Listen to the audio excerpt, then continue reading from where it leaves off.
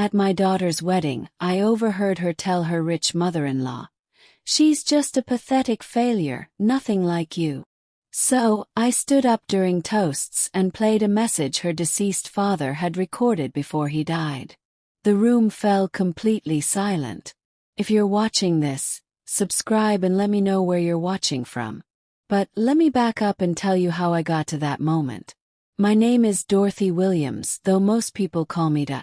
I'm 68 years old, and until 2 weeks ago, I thought my daughter Sarah respected me. I was wrong about a lot of things. It turns out the wedding was everything Sarah had dreamed of since she was 12 years old. The Ashford family estate in Connecticut, with its manicured gardens and mansion that looked like something from a movie. 200 guests, a 12-piece orchestra, and enough flowers to stock a florist shop. Michael Ashford's family had money, the kind that goes back generations, and Sarah had landed exactly what she'd always wanted. Driven up from my small apartment in Hartford that morning, wearing the navy dress I'd bought specifically for this occasion. It wasn't designer, but it was respectable. At least I thought it was until I saw the other guests.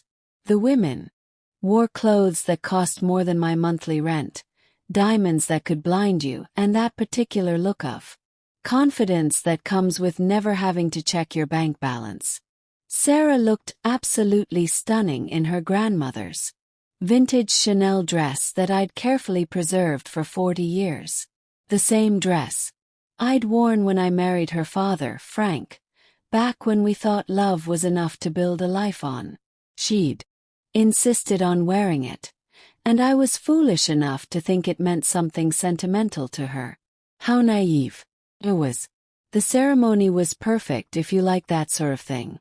I sat in the second row, right behind Sarah's college roommate and her husband. Patricia Ashford, Michael's mother, sat in the front row, wearing pearls that probably cost more than my car. She'd been politely cold to me since we met 8 months ago. The kind of coldness that comes wrapped in good manners but cuts just as deep. After the ceremony during the cocktail hour, I was standing near the terrace doors when I heard Sarah's voice. She was talking to Patricia near the flower arrangements, probably thinking the music would cover their conversation. But I've always had excellent hearing, a blessing and a curse, as any mother will tell you. "Don't worry about her," Sarah was saying, glancing in my direction. "She's just a pathetic failure. Nothing like you. She's never accomplished anything worthwhile. I mean, she worked at the public library for 30 years. Can you imagine anything more depressing?" Patricia nodded approvingly. "Well, at least she knows her place. Some people from simpler backgrounds can be so pushy about inserting themselves where they don't belong." My hand tightened around my champagne glass. Simpler backgrounds. As if dignity and hard work were something to be ashamed of. I thought about the double shifts I'd worked to put Sarah through college, the sacrifices Frank and I had made so she could have music lessons and summer camps and all the opportunities we'd never had. That's when I remembered the letter in my purse. Frank had given it to me a week before he died with strict instructions. "If Sarah ever treats you badly," he'd said, his voice weak but determined, "you read this out loud. Promise me she needs to hear what I really thought about some things." Carried it with me ever since, never imagining I'd actually need to use it. But standing there listening to my daughter describe me as a pathetic failure to a woman who saw me as beneath her notice, I realized Frank had seen something coming that I hadn't. He'd been watching Sarah change during his final months, and he hadn't liked what he was seeing. The reception dinner was a blur of forced smiles and small talk. I sat at table 8, strategically placed, far enough from the head table to be out of sight, but close enough to not be obviously exiled. My dinner companions were distant relatives of Michael's family, who made polite conversation about the weather and the beautiful flowers while carefully avoiding any questions about what I did for a living. I picked at my salmon and watched Sarah work the room like the politician she'd always wanted to be. She'd graduated from Yale with a degree in public relations and now ran social media campaigns for wealthy clients. She was good at it, I had to admit. She knew exactly how to present herself, how to make people feel important, how to say all the right things. Tonight she was the perfect bride, gracious and radiant, and everything a rich family would want in a daughter-in-law. But I knew the real Sarah, the one who'd called me crying when her rent was due in college, the one who'd moved back home for 8 months after a disastrous relationship in her 20s, the one who'd sat by Frank's bedside during his final weeks, holding his hand and promising to take care of me after he was gone. Or so I'd thought. During the father-daughter dance, they played The Way You Look Tonight, Frank's favorite song. Sarah danced with Michael instead, since Frank wasn't there to twirl her around the dance floor. Her one last time. I watched her smile and laugh, apparently unbothered by his absence. When the song ended, she didn't even glance toward the empty chair where I'd placed his photo. That's when I knew I had to read Frank's letter, not to hurt Sarah, but to understand what had happened to the daughter I thought I knew. I slipped away during the dancing and found a quiet corner in the mansion's library. The Ashfords probably had more books than our entire town library, though I suspected most of them were for show. I pulled out the envelope Frank had given me, his handwriting shaky, but still recognizable across the front. For Dorothy, only if you need it. Inside was a single sheet of paper covered in Frank's careful script. The date at the top showed he'd written it just 3 days before he died. My dearest. It began. If you're reading this, it means Sarah has shown you who she's become, not who she used to be. I'm sorry, sweetheart. I know this will hurt, but you need to know what I observed during my final weeks. My heart was already racing, but I forced myself. Keep reading. Sarah has been different since she started seeing Michael. Not just happy different, but calculated different. She's been asking questions about our finances, about my will, about what would happen to you after I'm gone. When I asked why, she said she was worried about your future. But I've been watching her. And I don't think worry is the right word. I felt a chill that had nothing to do with the air conditioning in the library. Yesterday, she brought me papers from something called Meadowbrook Manor, an assisted living facility. She said she'd been researching options for your future, places where you could be properly cared for after I died. She had brochures, pricing information, even a waiting list application. When I asked her why she thought you'd need assisted living at 68, she said it was just planning ahead. The letter continued for another page, each observation more devastating than the last. Frank describing Sarah's increasing impatience with his medical needs. Her comments about how expensive my medications were becoming. Her suggestions that perhaps I was getting too old to live alone safely. I changed my will. Everything goes to you now, with instructions that she can't contest. But more than that, I want you to know that the daughter we raised is still in there somewhere. She's just lost her way. Don't let her convince you that you're a burden. You're the best thing I ever did with my life. And if she can't see that, it's her loss, not yours. The letter was signed simply "Forever yours, Frank," with a postscript that made my hands shake. P.S. I saw the Meadowbrook Manor brochure in her purse again today. She's planning something. Don't let her do it. When I finished reading, I sat in that elegant library surrounded by books that probably cost more than most people's cars. And I finally understood why Frank had made me promise to use this letter if I needed to. He'd spent his final days not just fighting cancer, but protecting me from a daughter who saw his death as an opportunity rather than loss. I rejoined the reception with Frank's words echoing in my mind. His letter hadn't contained shocking revelations or complex investigations, just the careful observations of a dying man who'd noticed his daughter's growing coldness and selfishness. But those simple observations painted a picture that broke my heart.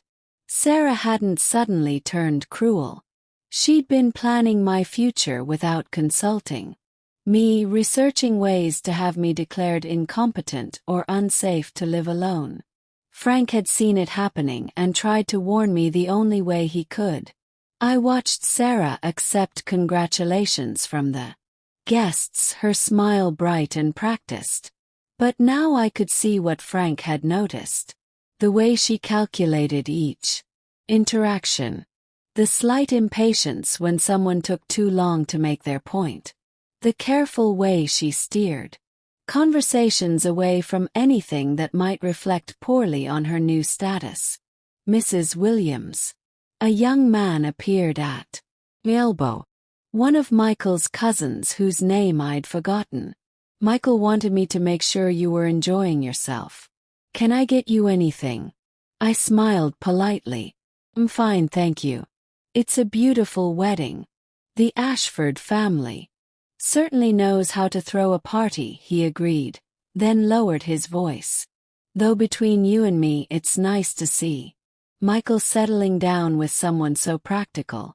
After some of the socialites he used to date, Sarah seems refreshingly down to earth. Practical. Down to earth. If only he knew what my down to earth daughter was planning for my immediate future. I thanked him and moved away, needing space to think. The irony was overwhelming. Here was Sarah, desperate to become part of high society, surrounded by people who appreciated her for the very qualities she was trying to shed. Her work ethic, her intelligence, her ability to connect with people, all things she'd learned growing up in a modest household with parents who valued character over status. But Frank's letter had revealed something else. Sarah wasn't just trying to fit in with the Ashfords. She was actively trying to distance herself from everything that reminded her of her origins, including me. Found myself studying the other guests with new eyes. The women Patricia's age moved through the crowd with the confidence of people who'd never doubted their place in the world. They had the kind of security that comes from generational wealth. From never having to worry about mortgage payments or whether you could afford to retire. That's what Sarah wanted. Not just money, but the peace of mind that comes with never having to think about money. And in her mind, taking care of an aging mother was a liability that threatened that security. The reception was winding down, but I knew the real evening was just beginning. Frank had given me more than just his observations about Sarah's plans. He'd given me permission to fight back if I needed to. And as I watched my daughter play her role as the perfect bride, I began to understand that I was going to need that permission. During the bouquet toss, Sarah looked directly at me and smiled. It was the first genuine attention she'd paid me all evening, and for a moment I felt a flutter of hope. Maybe Frank had been wrong. Maybe his illness had made him suspicious of innocent behavior. And I heard her conversation with Patricia as they stood near me afterward. "Thank goodness that tradition is over," Sarah said, adjusting her veil. "I was worried some desperate woman would knock you over trying to catch it." Patricia laughed. "Well, at least your mother didn't try. At her age, remarriage would be rather pathetic, don't you think?" "Mom's past all that," Sarah replied casually. She's focusing on more age-appropriate activities now. Quiet hobbies, simple routines. It's probably better for her to accept the limitations that come with getting older. Limitations. At 68, I was supposed to accept limitations and fade quietly into the background while my daughter built her new life. Frank's letter suddenly felt like a lifeline rather than a burden. He'd seen this coming, and he tried to protect me the only way he could. I had a choice to make. Could continue being the gracious, unobtrusive mother who didn't embarrass her successful daughter. Or I could remember that I was Dorothy Williams, a woman who'd raised a child, built a career, and supported a husband through cancer treatment. A woman who deserved better than being written off as a pathetic failure by her own daughter. The next morning, I drove back to Hartford with my mind clearer than it had been in months. Frank's letter had given me a different perspective on my recent conversations with Sarah, and I realized I needed to do some research of my own. My first stop was the public library where I'd worked for 30 years. Margaret hugged me warmly when I walked into the library Monday morning. How was the wedding? I want to hear everything about this fancy family Sarah married into.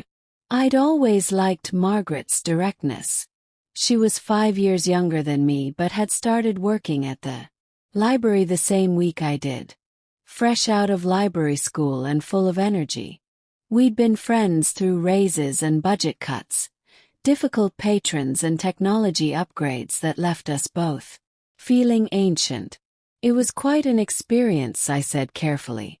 Actually, I was hoping you could help me with something. I'm curious about assisted living facilities in Connecticut, particularly one called Meadowbrook Manor. Margaret raised an eyebrow, but didn't ask questions. That was another thing I'd always appreciated about her. Understood that information was power, and sometimes you needed to gather it before you knew exactly how you'd use. An hour later, we'd compiled quite a file from public records and online reviews.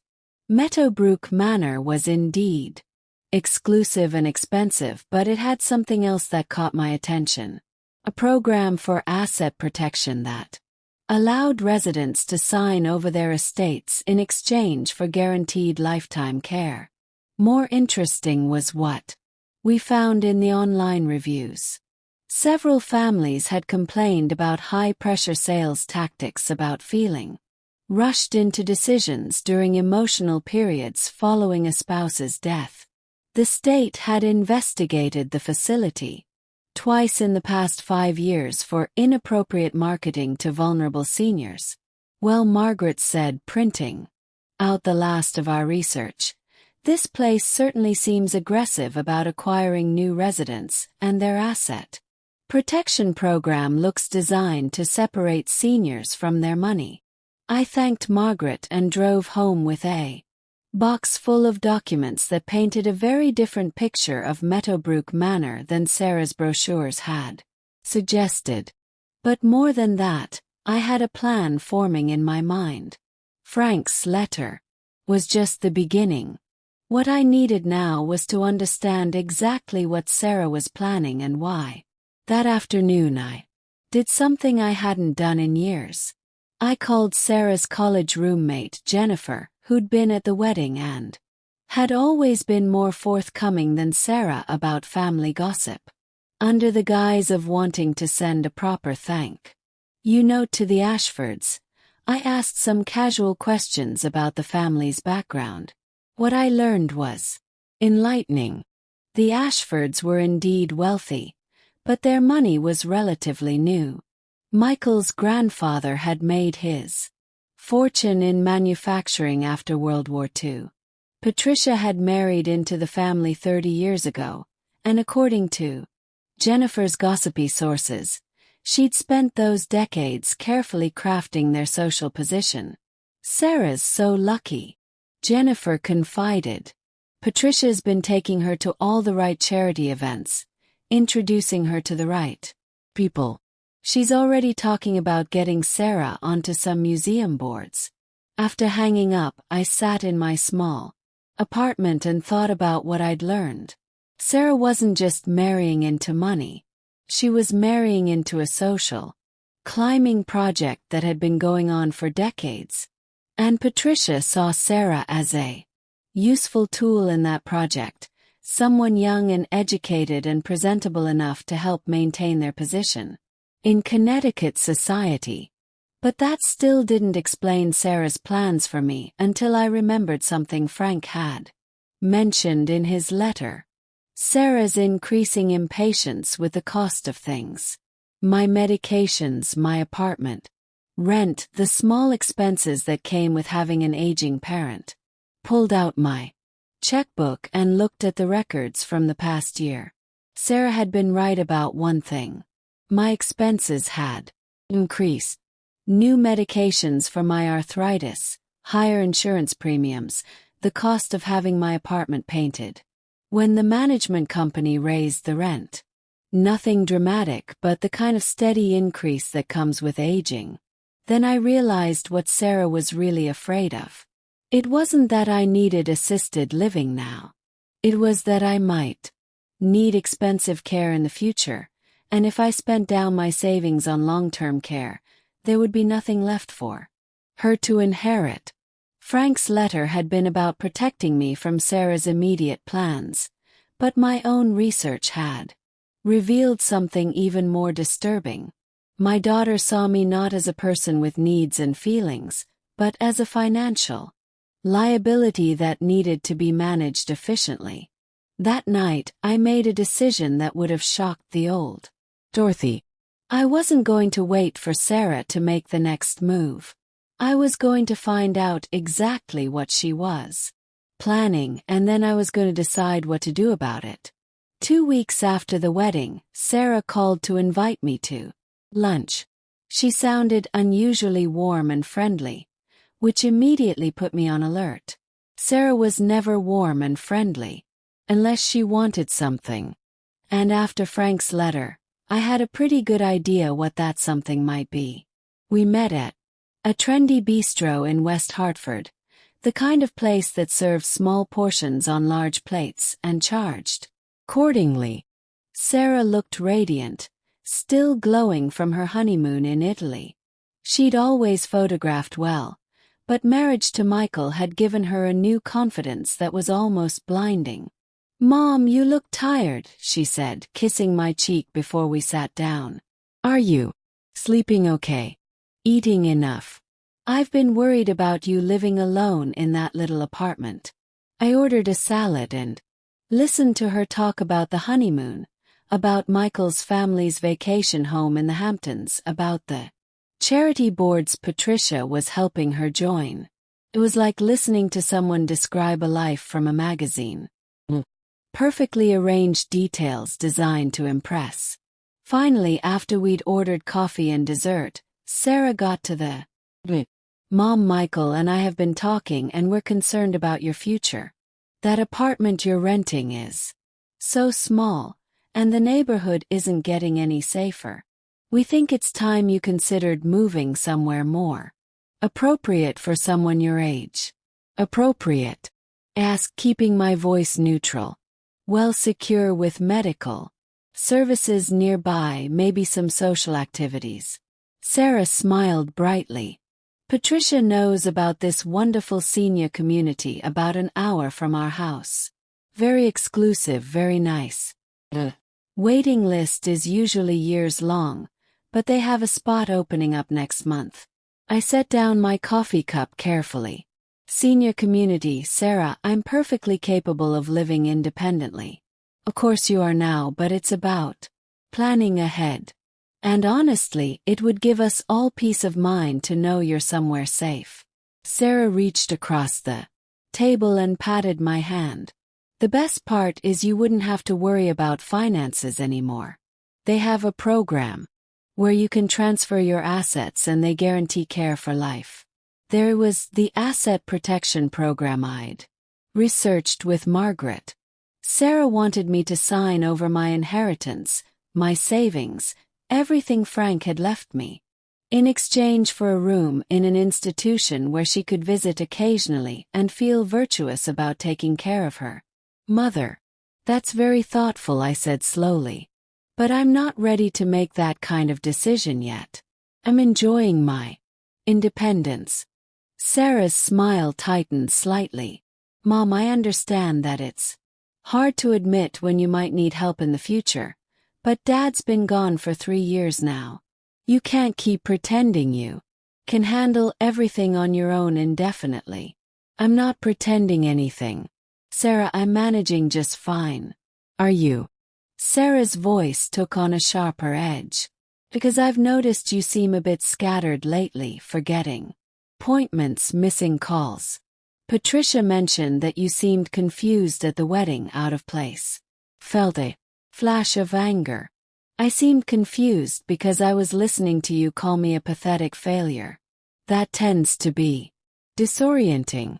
Sarah blinked, clearly not expecting me to confront her so directly. I never said that. You told Patricia I was a pathetic failure who'd never accomplished anything worthwhile. You said working at the library for 30 years was depressing. Kept my voice level. I heard you, Sarah. That's not. You're taking things out of context. Sarah looked genuinely flustered for the first time. I was just trying to reassure her that you weren't going to be demanding or difficult by calling me a failure, by explaining that you have realistic expectations about your place in our lives going forward. Sarah's mask was slipping, revealing the calculation underneath. Mom, this isn't about what you overheard.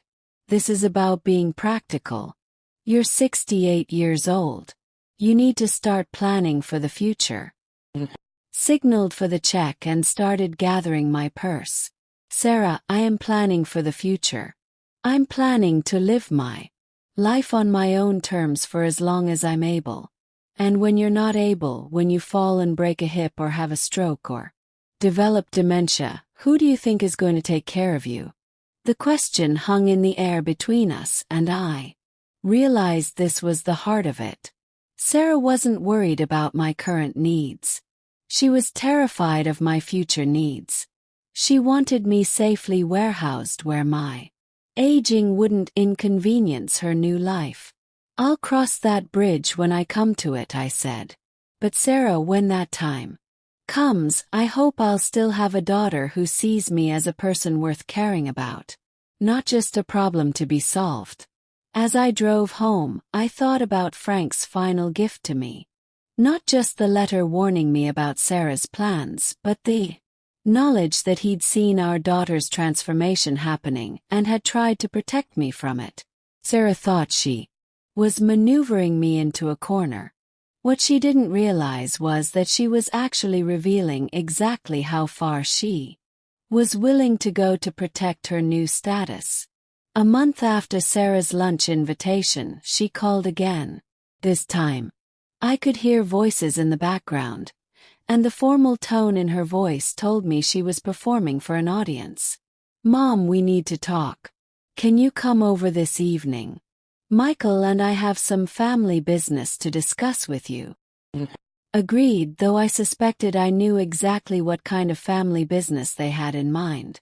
I spent the afternoon preparing, rereading Frank's letter, and making sure I understood exactly what I was walking into. Sarah and Michael's house in West Hartford was everything she'd always dreamed of. Colonial style, perfectly landscaped, in a neighborhood where the median income required 2 professional salaries and significant family money. Sarah had posted dozens of photos of it on social media, showcasing each room like a magazine spread. When I arrived, I found Sarah, Michael, and Patricia waiting in the formal living room. The staging was deliberate, with me seated alone on one side while the 3 of them faced me from the sofa. Felt like an intervention, which I supposed. Dorothy, Patricia began, her voice warm but authoritative. We wanted to talk to you about some concerns we've all been having. Sarah jumped in. You've seemed more forgetful lately. Missing appointments, not returning calls promptly. Small things, but they're adding up. Michael nodded gravely. We think you might be experiencing some early cognitive changes. It's nothing to be ashamed of, but it's something we need to address proactively. I listened to their carefully rehearsed presentation with growing understanding. They'd constructed a narrative about my declining mental health.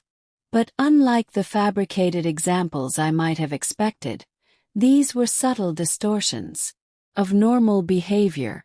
The missed appointment had been rescheduled by me due to a conflict. The unreturned calls were from telemarketers and Sarah's friend Jennifer, not urgent communications. The good news, Patricia continued, is that we've been able to secure you a place at Meadowbrook Manor. They have an opening next week and we can arrange the transition quickly.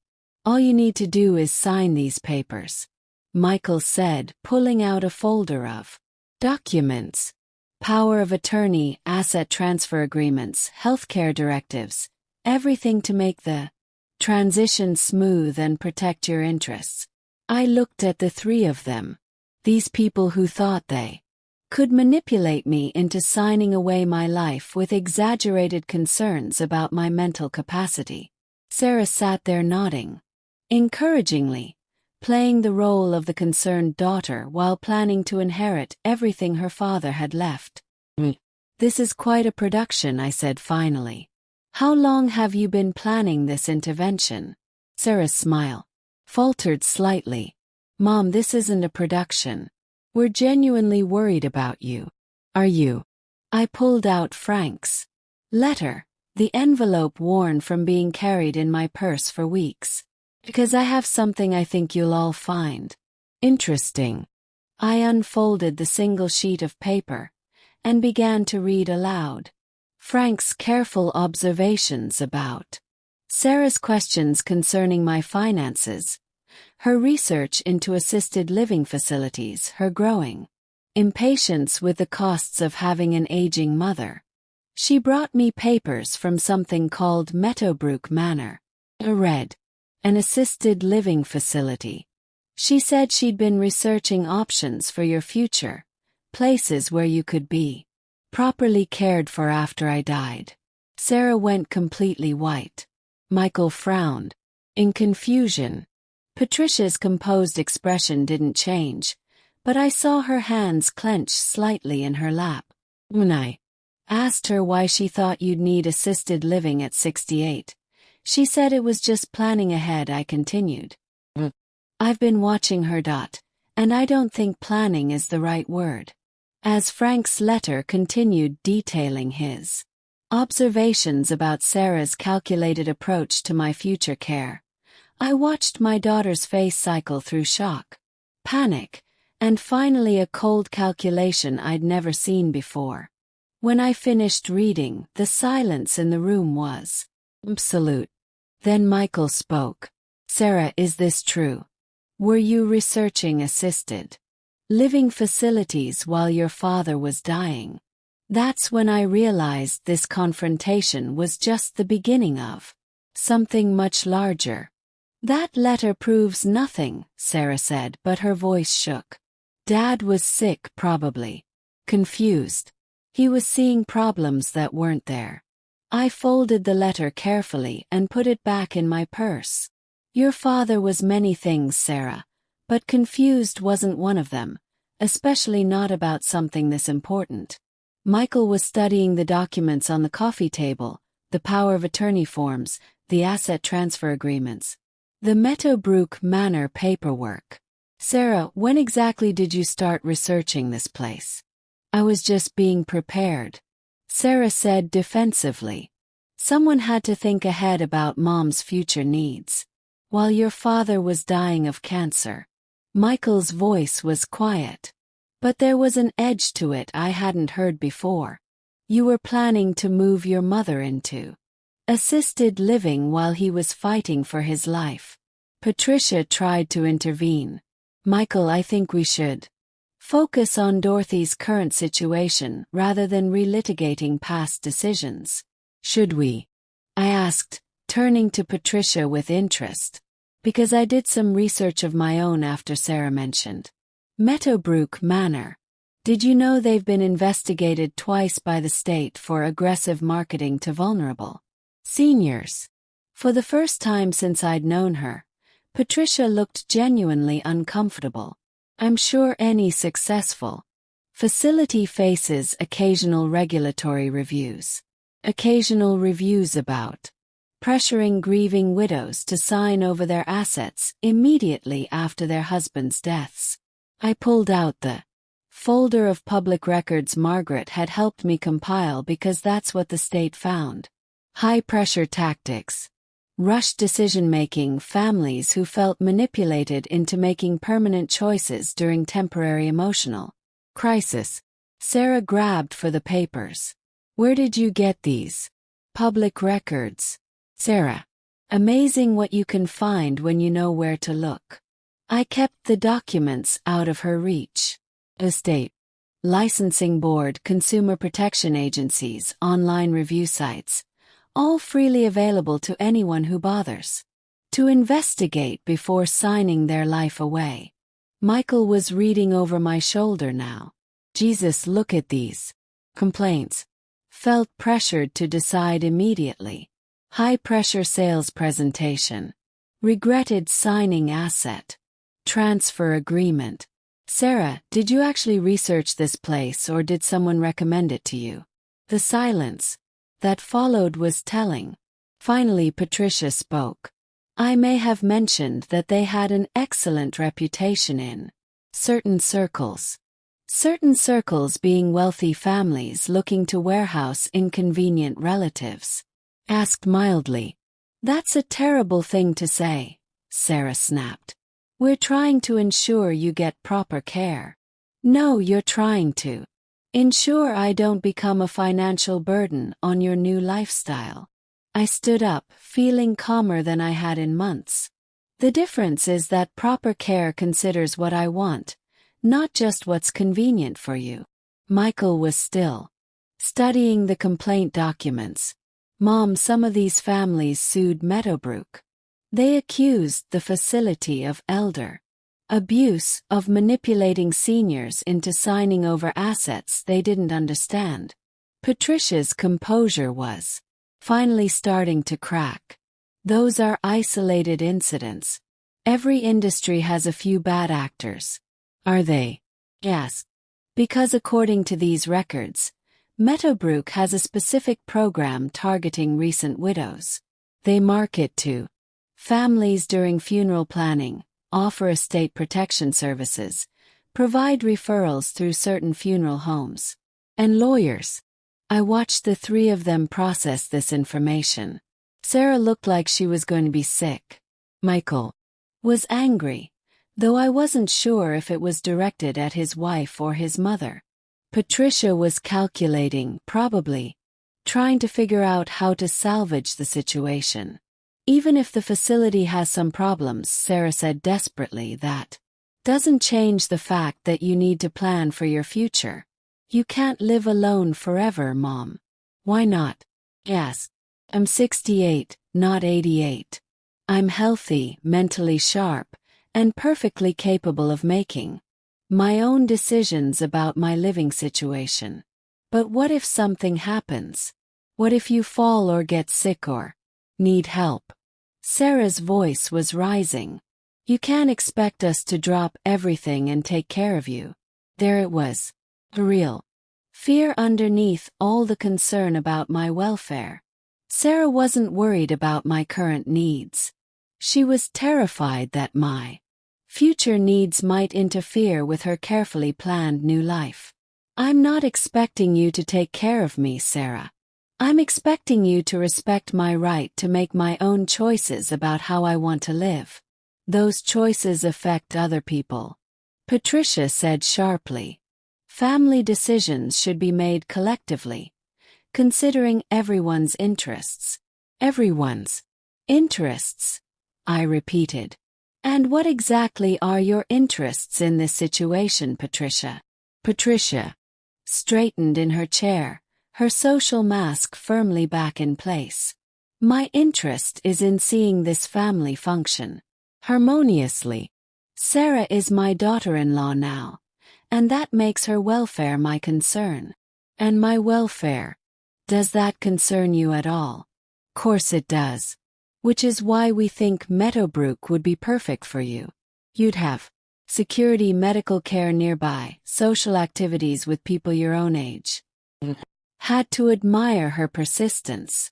Even caught recommending a facility with a questionable reputation, she was still trying to sell me on the benefits of institutional living.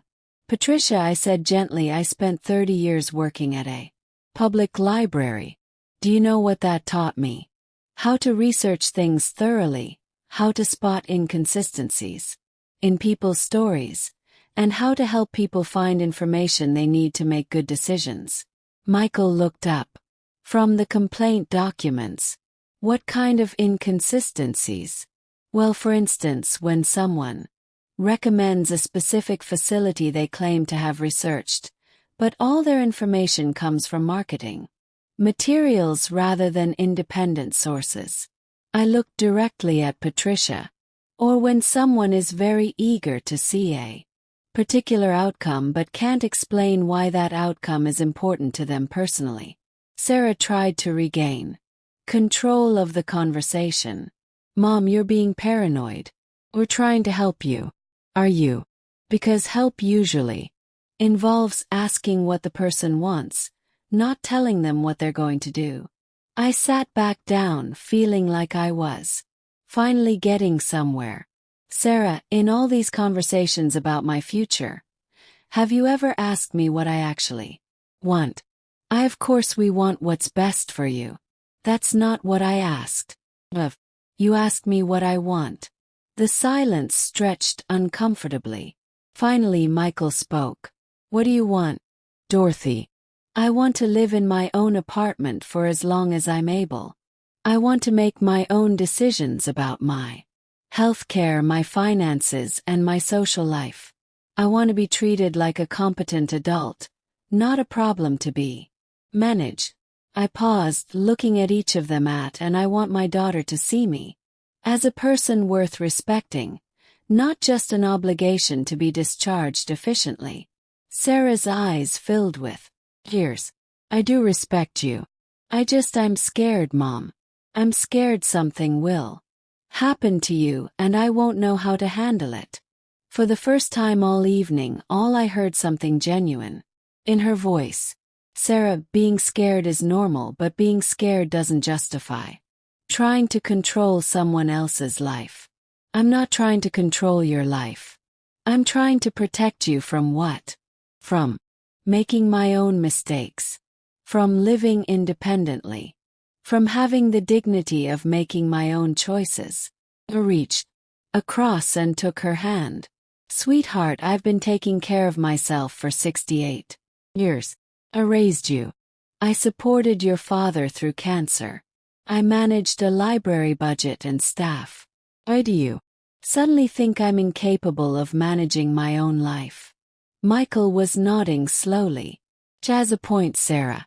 Your mother seems pretty sharp to me. Patricia tried one more time. But the financial protections at Meadowbrook are designed to protect the facility's revenue stream, not the residents' interests. I interrupted. Patricia, I may be old, but I'm not stupid. I can read financial documents, and I can spot a bad deal when I see one.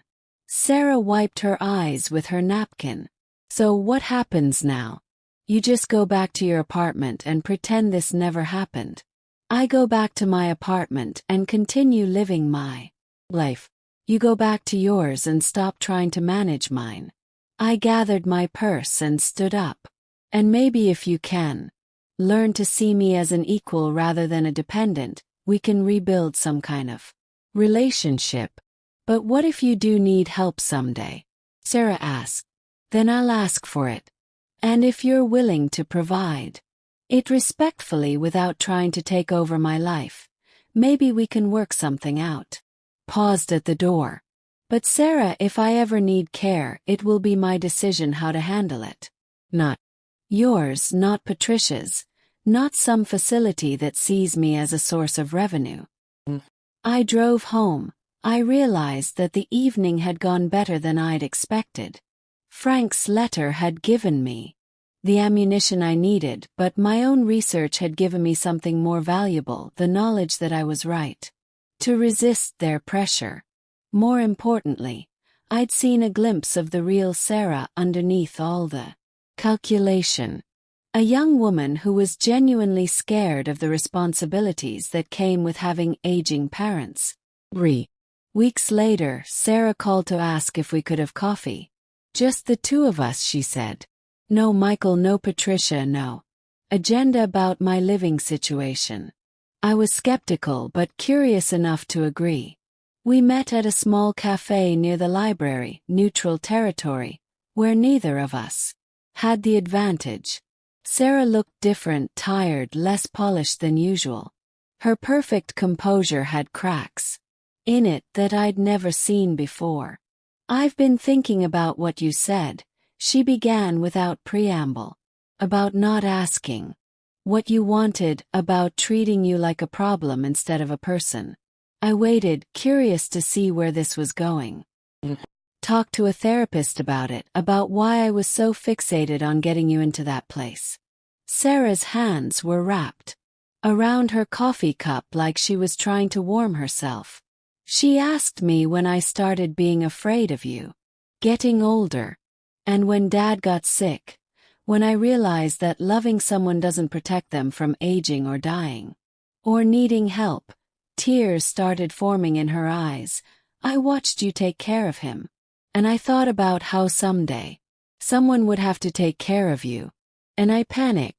This was more honesty than I'd heard from Sarah in years. Did that scare you so much? Because I didn't think I could do it. I didn't think I was strong enough or patient enough or good enough to take care of you the way you took care of him. Her voice broke completely. So I convinced myself that the solution was to find someone else to do it. Someone professional, someone better at caregiving than me. I felt something shift in my chest. Not forgiveness exactly, but understanding. Sarah, no. One expects you to be a professional caregiver. But what if you need help? Real help, not just emotional support.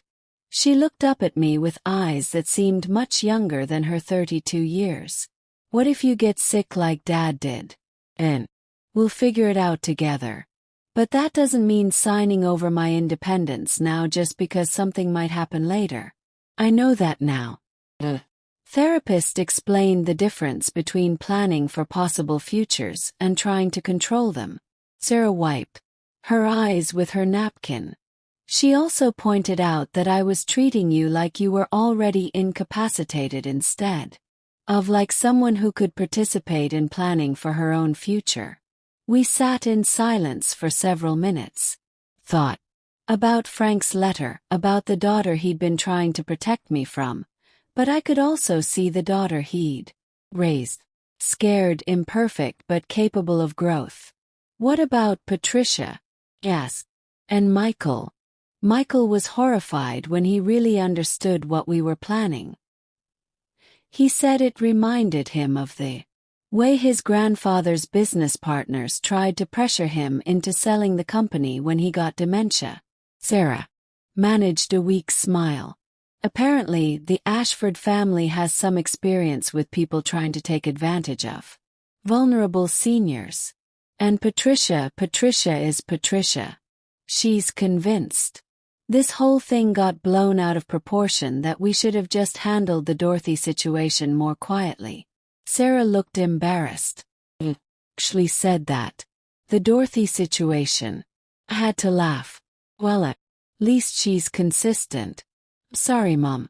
I'm sorry for calling you a failure, for trying to warehouse you, for treating you like a burden instead of my mother.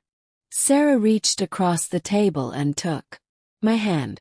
I don't know if I can be the daughter you deserve, but I'd like to try. You don't have to be perfect, Sarah. You just have to see me as a person. I squeezed her hand. And maybe ask my opinion before making major decisions about my life. But Mom, if you ever do need help, real help, not just the normal stuff that comes with aging, will you tell me? Will you let me be part of the solution instead of shutting me out? I considered this carefully. The old Dorothy would have promised to handle everything herself, to never be a burden. But Frank's letter had taught me something about the cost of protecting people from difficult truth. I'll tell you, I said finally. But Sarah, being part of the solution means respecting my choices even if they're not the choices you would make. Understand? As we prepared to leave, Sarah hesitated. Mom, there's something else about Dad's letter. Tensed, wondering if she was going to challenge its authenticity or accuse me of manipulating his words. I'm glad he wrote it.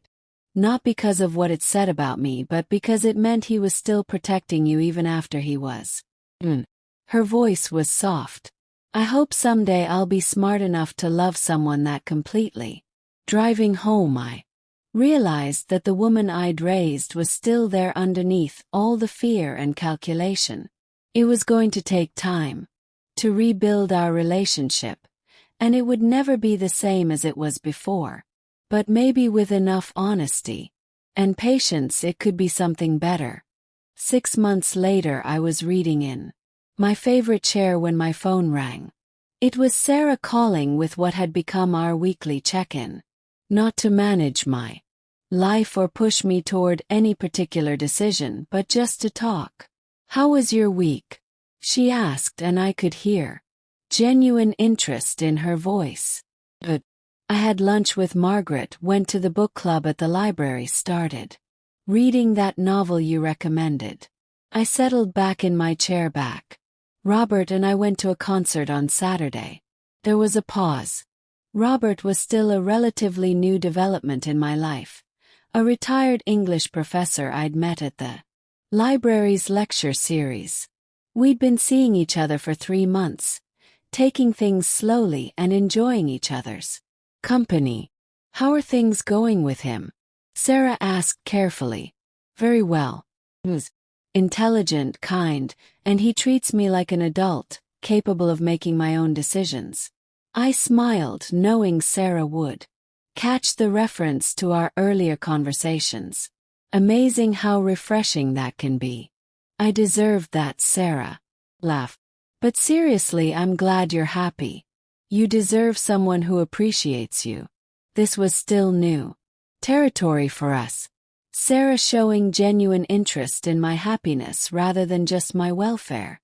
The therapy was helping, but more than that, she seemed to be discovering that having a mother with an independent life was actually more interesting than having one who existed solely to be managed. Speaking of appreciation, I said, how are things with Michael and Patricia? Michael's good. He's been asking more questions about my family, about you and Dad.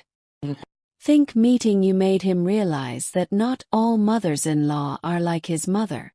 Sarah's voice got quieter. Patricia is adjusting. She stopped mentioning assisted living facilities. At least that's progress.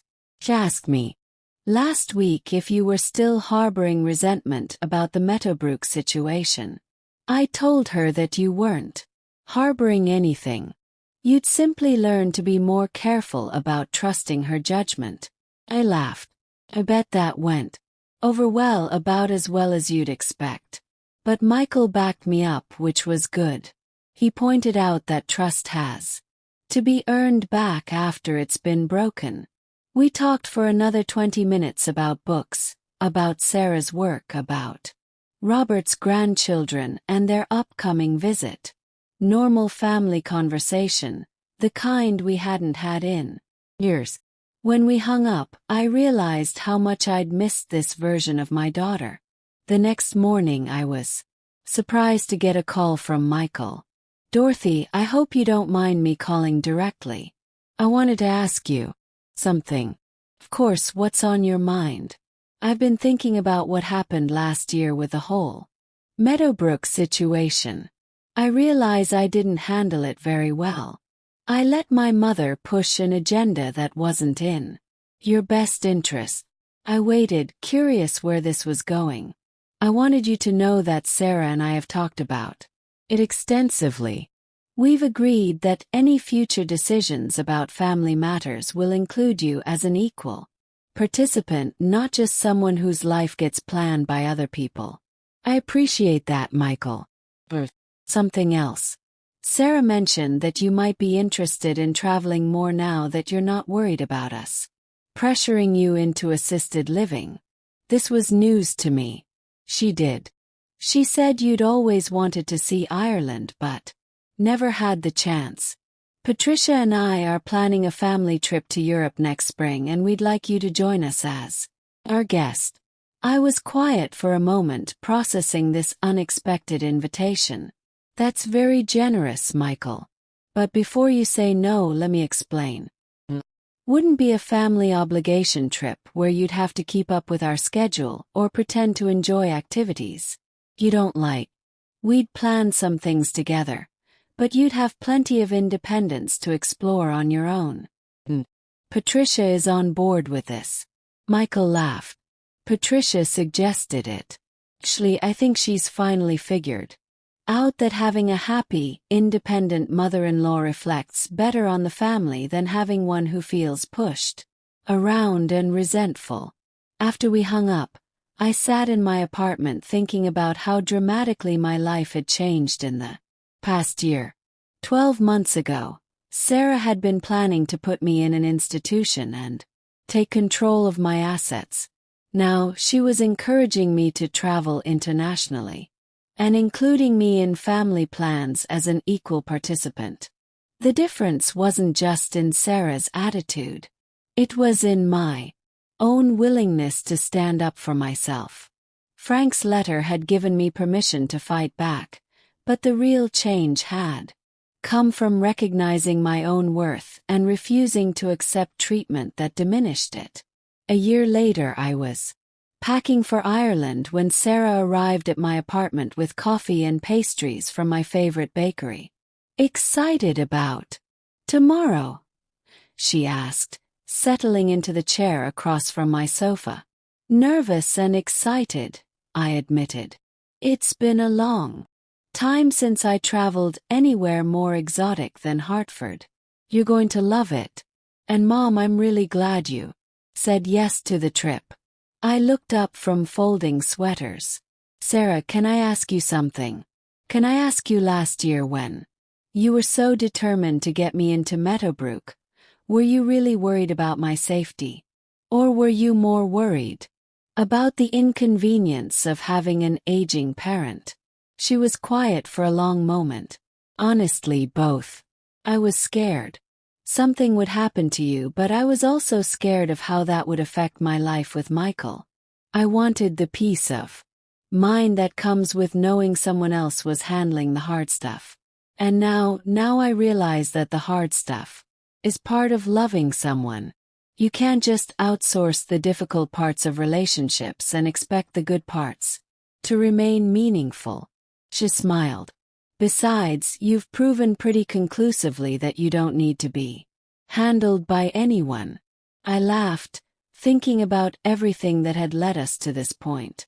Frank's letter warning me about Sarah's plans, my research into Meadowbrook Manor, the confrontation in Sarah's living room, where I'd finally stood up for myself, the months of therapy and honest conversations that had followed. "You know what your father would say about all this?" "Yes." "What?" "He'd say the best gift he ever gave me wasn't the letter warning me about your plans. It was teaching me that I was worth fighting for." Sarah's eyes filled with tears. "I think he'd be proud of both of us. You for standing up for yourself and me for finally learning to see you as a person instead of a problem." "He'd definitely be proud," I agreed, "and probably relieved that he doesn't have to haunt Patricia for recommending questionable senior living facilities." We both laughed at that image. Patricia had indeed adjusted her approach to our family dynamics, though. I suspected it was more about maintaining her social position than any genuine change of heart. But that was fine with me. I didn't need Patricia to love me. I just needed her to respect my autonomy. Mom, there's something I want to say before you leave for Ireland. I stopped packing and gave her my full attention. Thank you for not giving up on me. When you played Dad's letter that night, you could have just exposed what I was planning and walked away. You could have written me off as a selfish daughter who didn't deserve a relationship with you. Thought about, I said honestly, but you didn't. You gave me the chance to understand what I'd become and choose to be better. Not everyone would have done that. I sat down next to her on the sofa. Sarah, you're my daughter. Not because you're perfect, but because we're family. Real family doesn't disappear when people make mistakes. It just requires everyone to work harder at being honest with each other. I love you, Mom.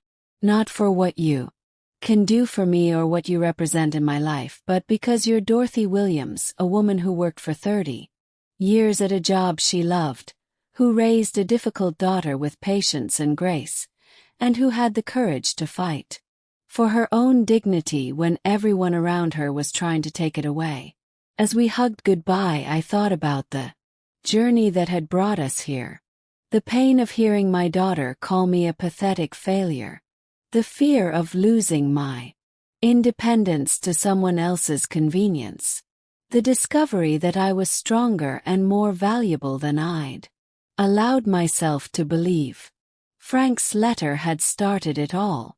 But the real victory had been learning to see myself the way he'd always seen me, as a person worth respecting, worth fighting for, worth loving exactly as I was. Tomorrow I'd board a plane for Ireland, not as a burden being managed by my family, but as Dorothy Williams, a 69-year-old woman, embarking on an adventure she dreamed about for decades. Some victories don't come with fanfare or celebration. Sometimes the greatest triumph is simply the quiet satisfaction of knowing you refuse to disappear when everyone around you is trying to make you invisible. And that, I thought as I finished packing, was exactly the kind of legacy Frank would have wanted me to create. Thanks for listening. The story continues in the next chapter in the next linked video. But first, I need you to subscribe to join the family, as we are looking forward to hit our first 10,000 subscribers target, and feel free to share your story in the comments. You matter, your voice does too.